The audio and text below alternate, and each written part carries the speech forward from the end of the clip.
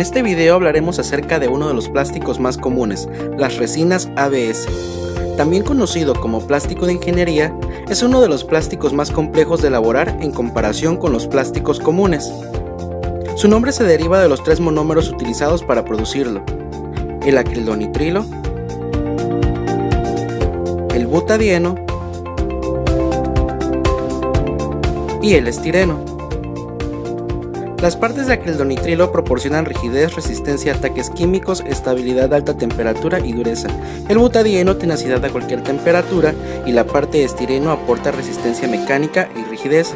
Esta mezcla de propiedades se le conoce como sinergia e indica que el producto final contiene mejores propiedades que la suma de ellos. ¿Cuáles son sus proporciones? Las proporciones pueden variar de 5 a 30% de butadieno, de 40 a 60% de estireno y 15 a 35% de acrilonitrilo. La producción de 1 kilogramo de ABS requiere el equivalente de unos 2 kilogramos de aceite de las materias primas. ¿Cuáles son sus usos? Puede ser utilizado como interiores de automóviles, cascos de motocicletas, carcasas de televisores, bloques de Lego y otros juguetes, instrumentos musicales como flautas dulce e impresión en 3D, entre otros. Pero, ¿cómo lo hacen? En la actualidad el ABS se produce preponderantemente por medio de la polimerización del estireno y el acrilonitrilo en presencia de polibutadieno, quedando como producto cadenas de estireno y acrilonitrilo contenidas en una estructura de polibutadieno. Hay 3 procesos comerciales para la manufactura del ABS: polimerización en emulsión, polimerización en masa y polimerización en masa en suspensión.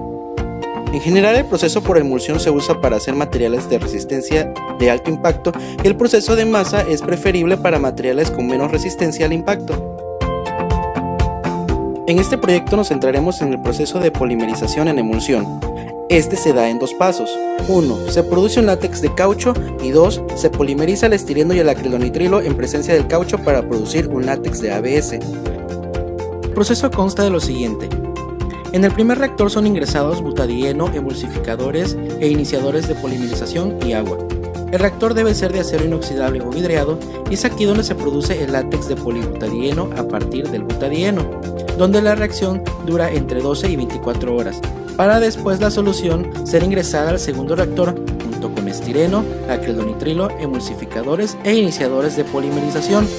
El reactor debe ser batch, semicontinuo o continuo de acero inoxidable o vidriado, y es aquí donde se produce el látex ABS, a una temperatura de 55 a 75 grados centígrados y presión atmosférica, donde se prosigue a ingresar a un tercer reactor junto con antioxidantes, coagulantes y vapor. Aquí se lleva a cabo la coagulación del látex ABS. La coagulación es usualmente lograda por la adición de un agente al látex que desestabiliza la emulsión a una temperatura de entre 80 y 100 grados centígrados para posteriormente ser ingresado a un tanque y de allí a un filtro, donde la pasta es desaguada por filtración o centrifugación, para luego pasar por un secador donde la resina húmeda es secada para obtener una en bajo contenido en humedad, y por último la resina pasa por un separador donde obtenemos por la parte inferior resinas ABS secas. Las ventajas del proceso son la capacidad de producir ABS con un amplio rango de composiciones y la mezcla de los componentes y la transferencia del calor de la reacción es lograda con mayor facilidad. Las desventajas son que los requerimientos de energía son más grandes que para otros procesos y el proceso además tiene un gran gasto en tratamiento de aguas residuales por la gran cantidad de agua utilizada. Producción nacional. Hasta el 2012, Pemex era el productor de resinas ABS en México con un costo promedio de 29 pesos el kilogramo. En los últimos años, el consumo de ABS ha ido en aumento, siendo para el 2011 un consumo de 224 miles de toneladas, por lo cual las importaciones también aumentaron considerablemente por la falta de abastecimiento local, siendo entonces Chimei de Taiwán el mayor productor mundial, seguido por LG Chemical de Corea.